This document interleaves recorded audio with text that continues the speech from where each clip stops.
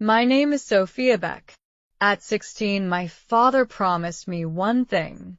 Sophia, everything I've built will always belong to you. But after he married Victoria, that promise disappeared. On the day of his funeral, I wasn't just grieving. I was homeless. And the woman wearing fake tears had already stolen my future. She thought she had won. She had no idea. I had spent the last 3 years preparing for revenge. Daniel Beck was a titan of industry, owning one of the largest and most powerful construction companies in the entire city of Chicago. From the very beginning, his daughter Sophia had always worked tirelessly right beside him, learning the ropes and mastering the business. Everyone in the industry, and within the company itself, firmly believed that it was only a matter of time before she would rightfully step up and become the next CEO. Then, everything changed when Daniel married Victoria Hayes. At first, Victoria put on a flawless performance, acting like the most loving and gentle stepmother imaginable. She cooked beautiful family meals, smiled warmly at every turn, and affectionately called Sophia my daughter. But behind closed doors, away from the public eye, her true colors began to show. Everything changed drastically. With calculated malice, Victoria slowly but surely poisoned Daniel's mind, convincing him that Sophia was greedy and only cared about his immense wealth. Before long, bitter arguments became a normal part of daily life, and the warm family dinners completely disappeared. Sophia was pushed to the margins, feeling like a complete stranger inside her own home. 6 painful years later, tragedy struck when Daniel suffered a sudden, devastating heart attack.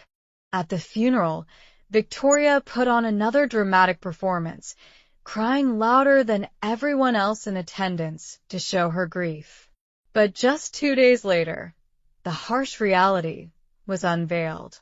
Sophia was called into the family lawyer's office for the reading of the will.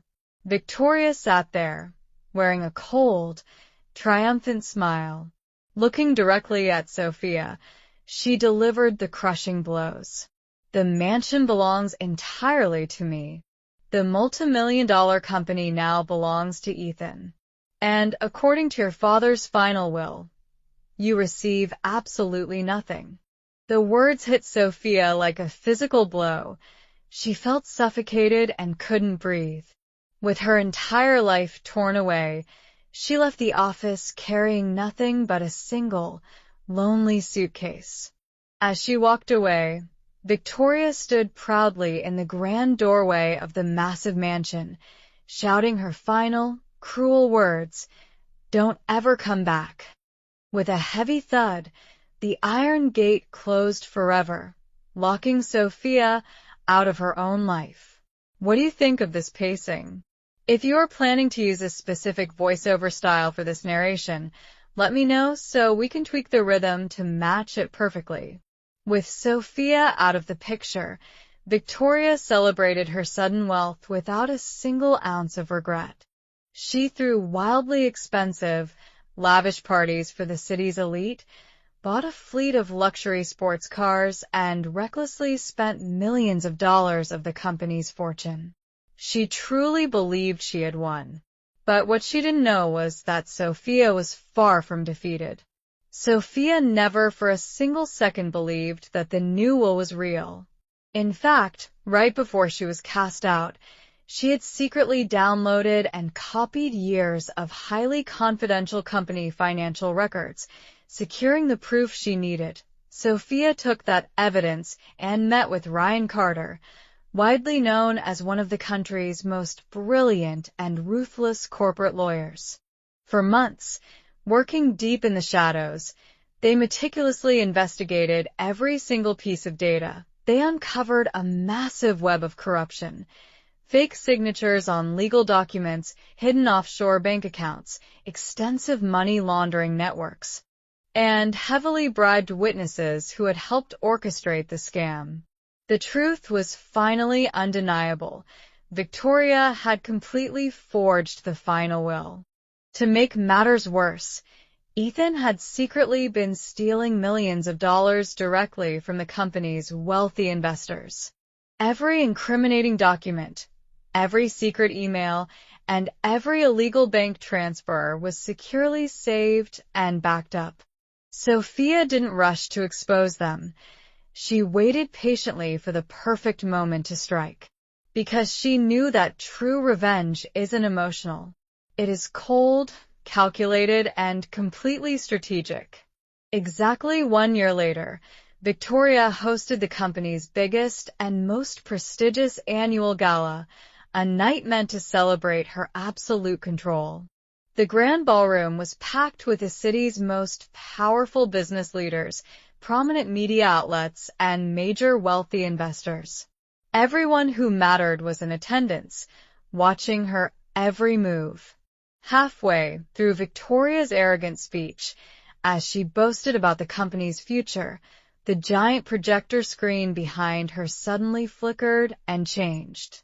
Instead of the corporate promotional photos she expected, damning bank records flashed before the crowd.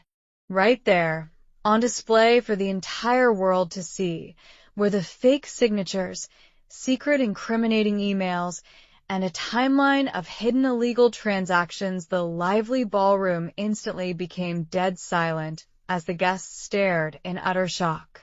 Before Victoria could even process what was happening, Ryan Carter calmly walked onto the main stage, capturing everyone's attention. He stepped up to the microphone and announced, "Ladies and gentlemen, everything you see on this screen has been thoroughly investigated and legally verified." Right on cue, a team of police officers marched into the venue. Victoria froze in absolute terror, the color completely draining from her face.